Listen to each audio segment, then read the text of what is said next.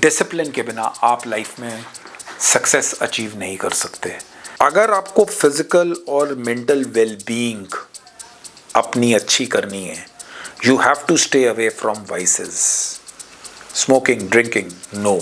हमारा जो मिशन है, mission accomplishment is the most important thing. लोग ये जानते हैं कि ये लोग ये काम करेंगे, उस रिस्पॉन्सिबिलिटी को उठाने के लिए ही ये एक अपने आप में डिसिप्लिन चाहिए। आप लोग जो एम कर रहे हैं, जो आप सक्सेस देखना चाहते हैं, वो आपको 100% मिलेगी।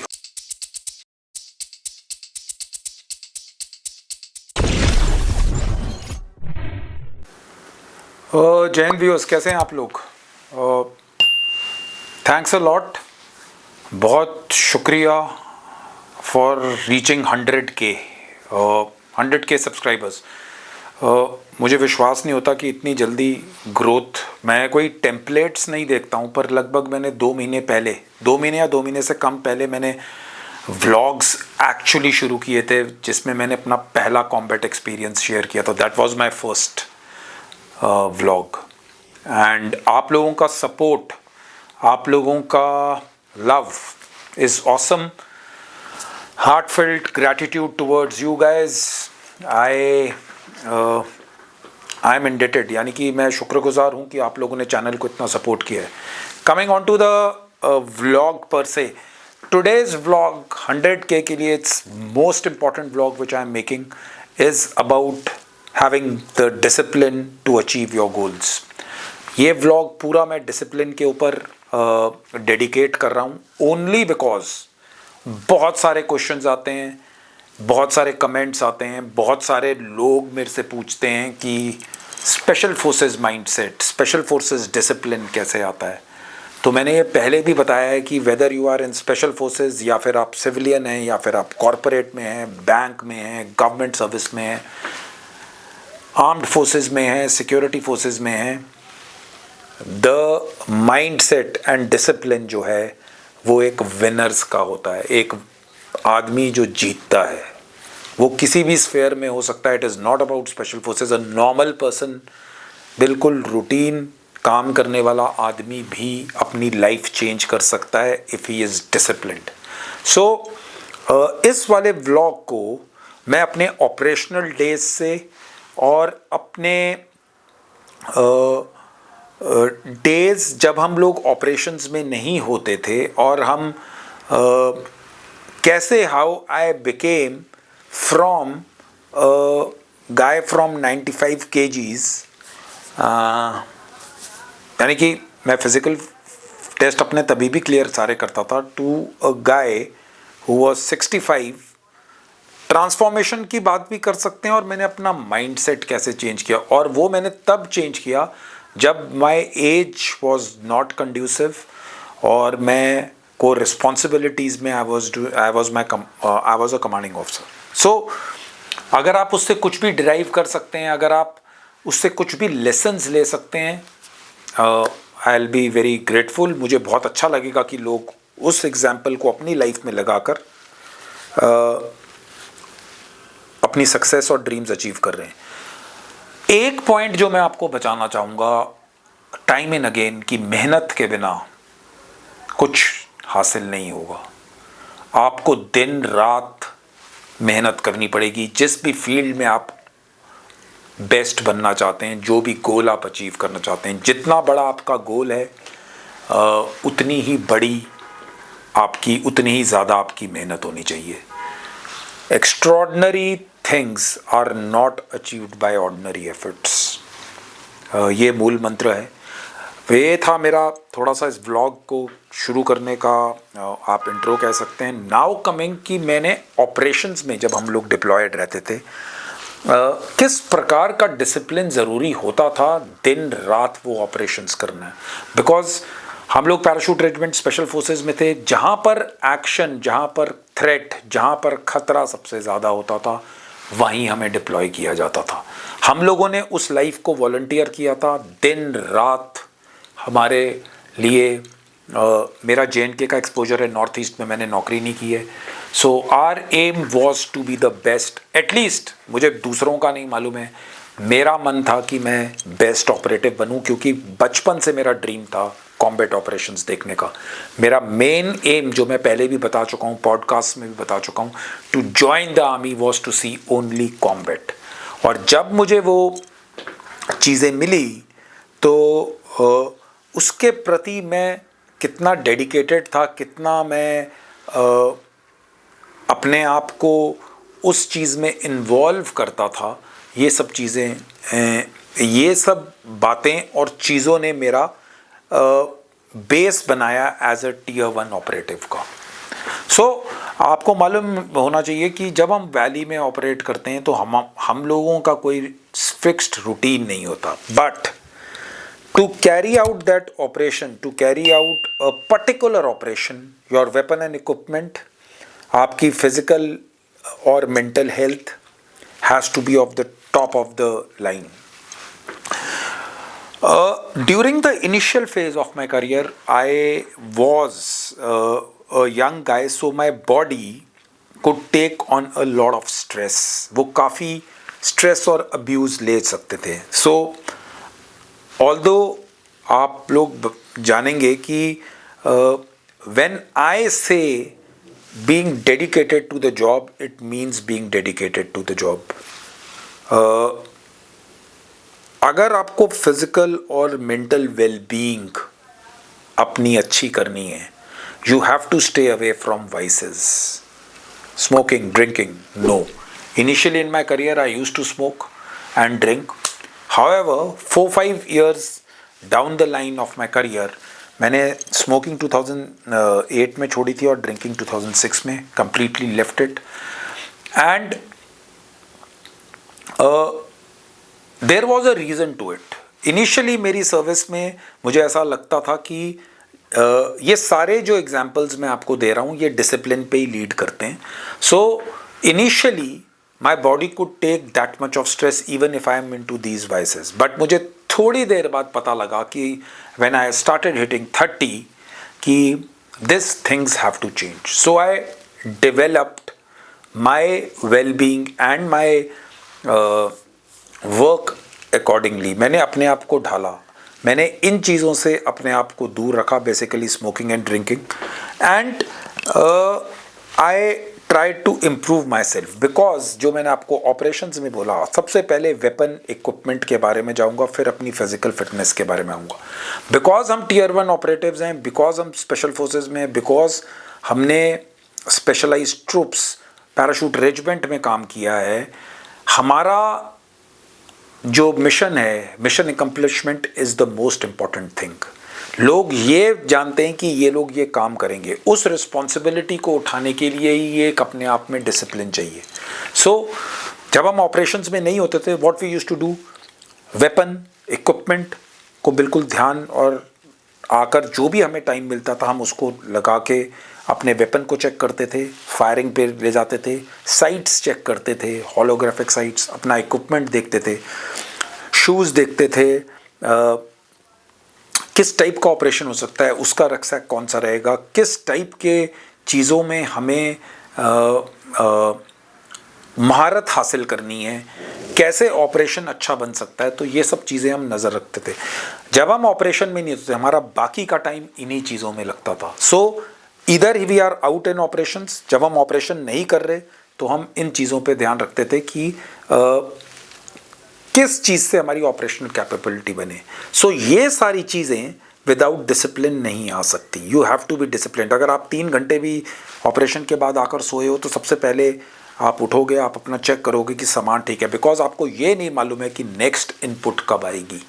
एंड जब हमें इस्तेमाल किया जाता है तो हमारा कोई टाइम फ्रेम नहीं, जनरली हमें मालूम है इतना दूर है, लेकिन कई बार हम हफ्ता 10 दिन भी आउट रहते हैं, 4 दिन का ऑपरेशन भी हो सकता है. सो अगर आपका इक्विपमेंट और हथियार सही नहीं है, साफ नहीं है, क्लीन नहीं है, आपका इक्विपमेंट फुल तैयारी की हालात में नहीं है, तो यू विल सफ़र.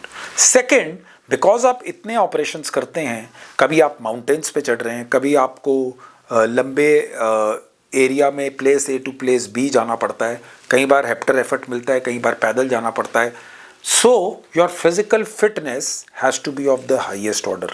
आपको अपनी फिजिकल अगर हमारी टीम COBs में कहीं पर भी किसी को टाइम मिलेगा, कोई जिम कर रहा है, मेरा जैसा बंदा अगर थोड़ा सा हेलीपैड का एरिया मिल गया, थोड़ा सा COB बड़ा है तो उसके कोने में चक्कर काट रहा है। सो बेसिकली रनिंग और अपने आप को फिजिकल फिट रखना हमारा काम है। जितना भी हम अपने आप को फिजिकली फिट रख सकते थे, मेंटली शार्प रख सकते थे, तो इन सब चीज़ों में डिसिप्लिन। हमें मालूम है कि हमको 1 घंटे का टाइम मिला है, हम गप्पे भी मार सकते हैं, we can watch TV also, but अगर मुझे लगता था कि इस टाइम पे मैं भाग सकता हूँ या फिर अपने आप को थोड़ा सा फिजिकली फिट रख सकता हूँ, बिकॉज वो मेरी ऑपरेशनल कैपेबिलिटी बनाएगा, तो उस सब चीज़ों का डिसिप्लिन है। बिकॉज टाइम का कोई पता नहीं था।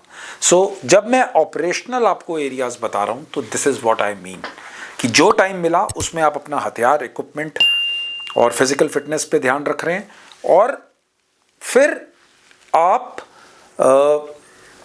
ऑपरेशंस में जा रहे हैं, क्योंकि और कोई काम नहीं है।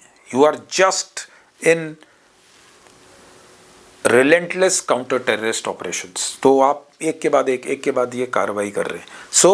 आपको अपनी दूसरी चीज़ों का जो आपकी मिशन एकम्प्लिशमेंट को पूरा करती है, वो आपको हमेशा टॉप ऑफ द लाइन बिल्कुल तैयार रखनी पड़ेगी। Coming on to peace locations में जब हम लोग होते थे और हम करते थे तो training, like in my case, मेरा एम रहता था कि मैं अपने आप को फिजिकली फिट रखूं। ठीक है, now I wanted to be the best person in my unit. चाहे मैं कमांडिंग ऑफिसर था, मेरी एज ज़्यादा थी, 42-43 ईयर्स, नॉट विथ स्टैंडिंग मेरी जो यूनिट थी 7 para special forces, it's one of the fittest units of the Indian army. उसमें लोग बहुत फिट हैं। So to defeat those guys and to be best, defeat I would not say, to be the best among them, यानी कि उन सब में number 1 होने के लिए मेरे को एक्स्ट्रा एफर्ट डालना पड़ता था। मैं आपको छोटा सा एग्जांपल दूंगा। जैसे हमारी फिजिकल फिटनेस का रूटीन होता था संडेज को, बिकॉज हमको ऑफिशियली एक दिन ही ऑफ मिलता था संडेज को, जिस दिन ऑफिस नहीं लगता था। ऑफिस हम जाते थे, संडेज को भी ऑफिस काम करते थे, but generally it was suppose to B.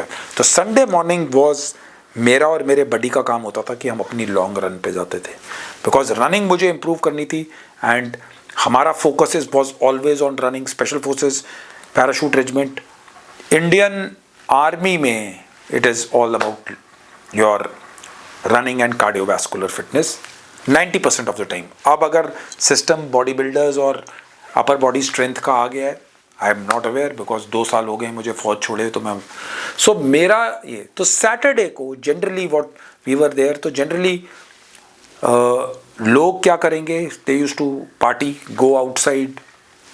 बहुत ज़रूरत है अपनी फैमिलीज़ के साथ टाइम स्पेंड करना। कभी हम लोग अपना इनफॉर्मल गेट टुगेदर यूनिट में रखते थे। People used to go out, have fun, dance, late night होता था। My routine, because I was crystal clear कि मुझे अपना फोकस कहाँ पे रखना है। My focus was that I should be the best person in the unit in terms of physical and operational capability. Administration obviously as commanding officer I have to look after, but operationally और physically मुझे best बनना था, and which I was. But मैं जो point इधर emphasize कर रहा हूँ, Saturdays was a total no-go for me. I used to go with them, maybe 8 बजे जब पार्टी शुरू होती थी, लोगों की ख़त्म हो रही थी, मैं 9 बजे तक वापस आ जाता था, and rest the guys used to enjoy till whatever midnight और मे बी उसके बाद भी, रात के बाद भी लोग करते थे। बिकॉज आप लोग एक चीज़ समझिए, लोग लगातार कांस्टेंट डिप्लॉयमेंट्स पे रहते हैं, वापस आते हैं तो थोड़ा बहुत टाइम मिलता है एंजॉय करने का। बट मैं जो आपको एग्जांपल दे रहा हूँ वो है एक डिसिप्लिन का माध्यम। इस डिसिप्लिन को हासिल करने के लिए मुझे मालूम था कि I have to sleep early. अगर मुझे संडे को, बिकॉज आप 42-43 ईयर्स के एज है, आपकी बॉडी रिकवर नहीं करेगी जैसे 22 ईयर्स का लड़का या 23, 24, 25 ईयर्स के जवान लोग करते हैं। मेरी प्रायोरिटी क्लियर थी कि मुझे फिजिकली फिट बनना है। तो Sunday morning, Saturday night was no parties for me. आओ, सो जाता था। सेकेंड, जो मैंने आपको पहले भी पॉइंट बताया, staying away from smoking and drinking, only because उससे कोई फिजिकल बेनिफिट मुझे मिलता नहीं था।